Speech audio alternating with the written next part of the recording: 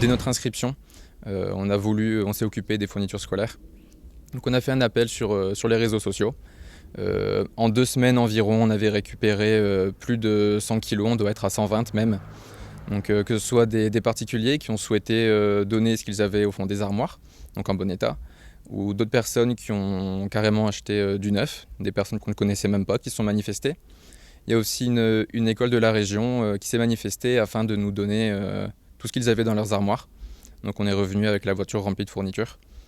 Donc en 2 semaines, on a eu nos 120 kilos, donc on a 50 kilos en trop qu'on va essayer de redispatcher vers d'autres équipages pour que tout puisse partir.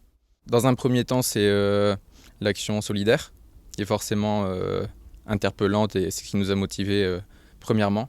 Mais il y a aussi le fait que l'organisation essaye de lier le tourisme à l'aventure. Donc on va traverser certains pays, on va longer des côtes, les bivouacs tous les soirs sont prévus près de monuments, sur des plages, sur des lieux intéressants.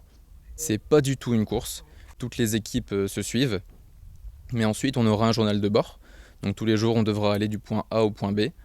Chacun passe par la route qu'il veut, il n'y a vraiment aucune obligation. Au contraire, ils incitent à se séparer, afin de ne pas créer trop d'embouteillages sur les routes, parce que 260 voitures, ça risque d'encombrer quand même.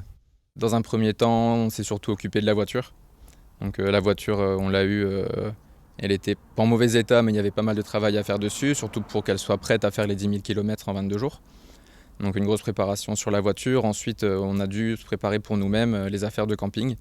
On doit prévoir pour 22 jours de quoi camper, puisque les nuits sont prévues en bivouac.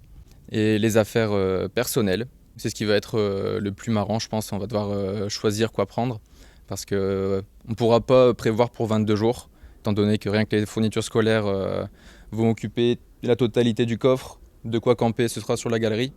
Donc il nous restera pas beaucoup de place pour nos affaires perso.